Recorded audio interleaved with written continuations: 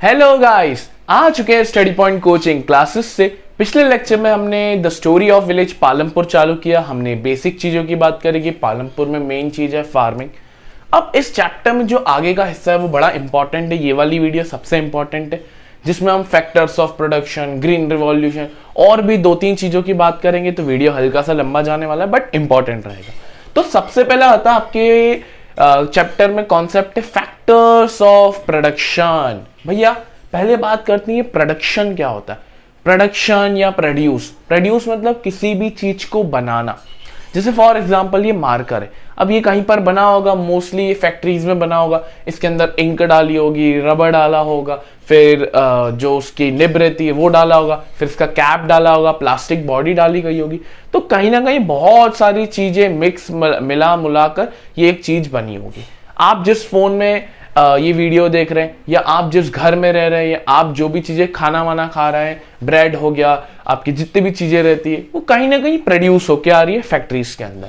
तो ये जो प्रोड्यूस हो रहा है ये इसी को हम प्रोडक्शन बोलते हैं। और भैया प्रोडक्शन करने का एम क्या है, क्वेश्चन भी पूछता है। और हम क्यों प्रोडक्शन कर रहे हैं? हम सिंपल सा प्रोडक्शन इसलिए कर रहे हैं ताकि हम ह्यूमन नीड्स, ह्यूमन वांट्स को सेटिस्फाई कर पाए। जितने भी ह्यूमन और इंसानों की इच्छाएं उनको हम परिपूर्ण कर पाए।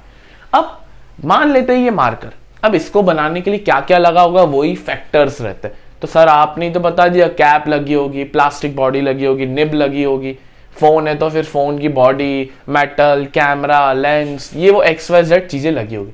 बट बच्चों ये तो सेकेंडरी चीज है, हम बात कर रहे हैं प्राइमरी चीज की कि सबसे पहले क्या लगा होगा।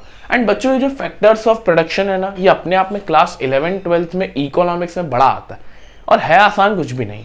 भाई किसी भी चीज को बनाने के लिए लगती है फैक्ट्री। हर चीज कहीं ना कहीं फैक्ट्री में बन गई।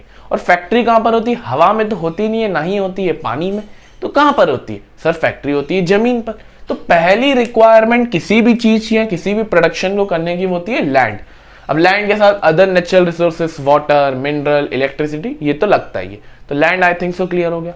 अब भैया सिर्फ लैंड से तो काम होना नहीं है। भाई मार्कर भले मशीन बनाएगी, वो मशीन को चालू करना, मशीन को ऑपरेट करना, वो तो एक इंसान ही करेगा ना।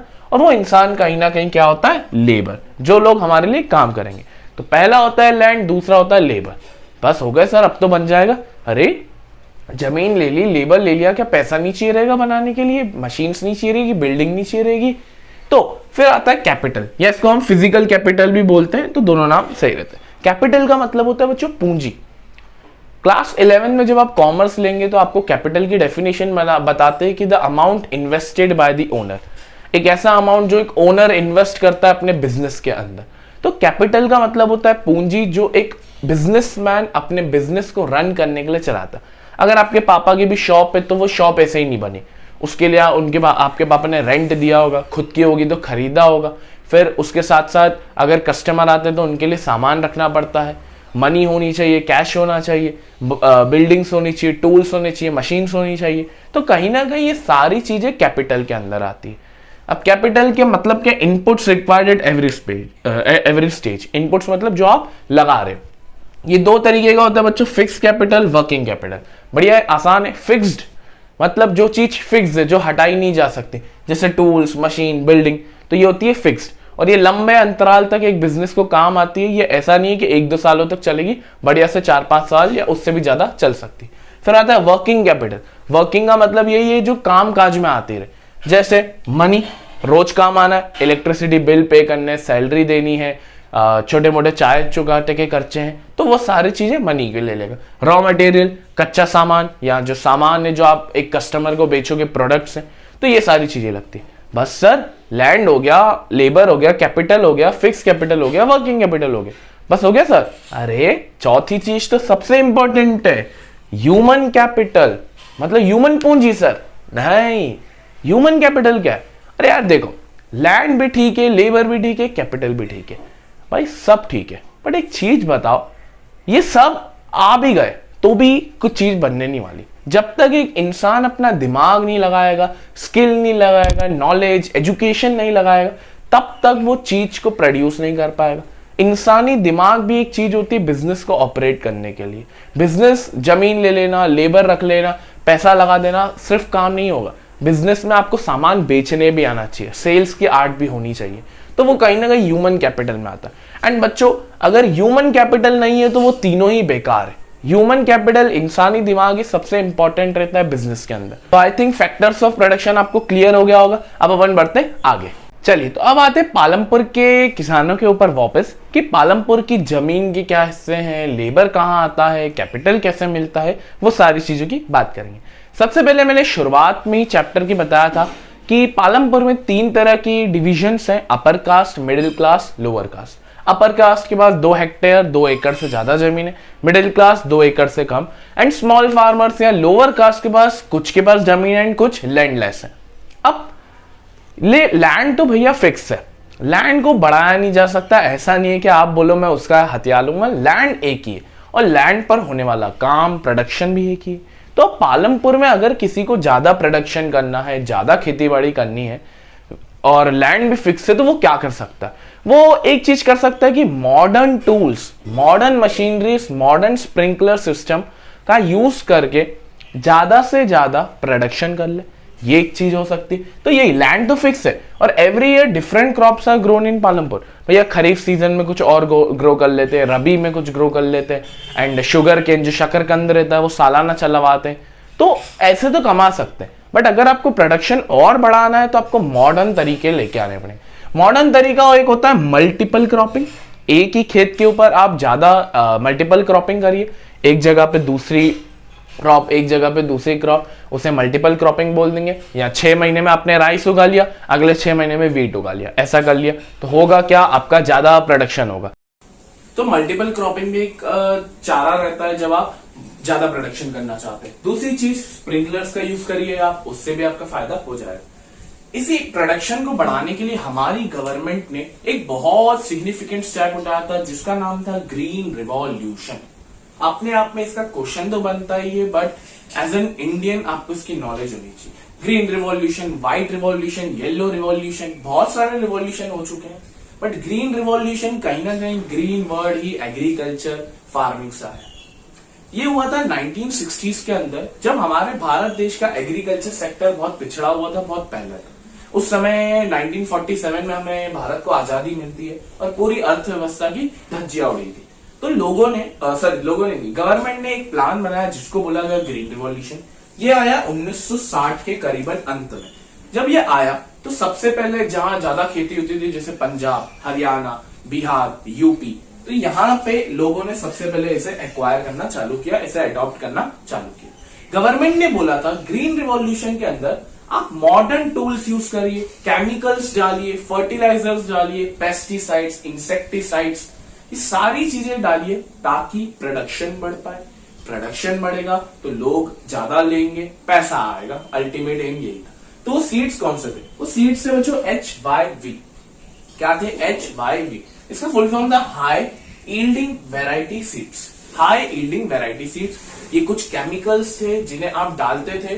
तो मान लो एक फार्मर 500 कुंटल बिना केमिकल के लगा रहा है, तो करीबन अगर ये लगाएगा तो वो 1500 पे पहुंच जाएगा। तो लगभग 3 गुना ग्रोथ हो जाती थी फार्मर की जब ये केमिकल्स डालते थे। अब किसी भी चीज की अच्छाइयां भी होती है, बुराइयां भी होती है, तो सेम इसके साथ था। यार अच्छाइयां तो हमें दिख रही है कि प्रोडक्शन बढ़ गया, बट दिक्कत पता है क्या हुई? केमिकल डालने के बाद सबसे बड़ी दिक्कत ये हो गई कि सॉइल की फर्टिलिटी, सॉइल की उपजाऊ गति बहुत कम होने लग गई, फर्टाइल कम हो गया सॉइल, तो ये दिक्कत हो गई। तो सॉइल की फर्टिलिटी बहुत डिक्रीज हो गई। तो ये ग्रीन रिवॉल्यूशन का क्वेश्चन आता है जब ये 1960s में चालू हुआ, हरियाणा, यूपी, पंजाब में HYV सीड्स यूज करने से, ज्यादा यूज करने से फर्टिलिटी। अब भैया फार्मर ने हमने समझ लिया लैंड, अब भैया लेबर कौन प्रोवाइड करेगा पालमपुर में? यार सीधी सी बात है, 3 डिवीजन थे, अपर, मिडिल, लोअर। अपर और मिडिल के पास तो बढ़िया सी जमीन है, वो खुद की खेती बाड़ी करेंगे और बढ़िया सा पैसा कमाएंगे। और सीधी सी बात, वो खुद भी खेती बाड़ी नहीं करेंगे, वो लेबर ही रखेंगे। क्यों करेंगे? पैसा है, काम करो। तो लेबर कौन प्रोवाइड करेगा? वो एक तो जो स्मॉल फार्मर्स है जिनके पास बहुत कम जमीन है, जिनका प्रोडक्शन कम होता है।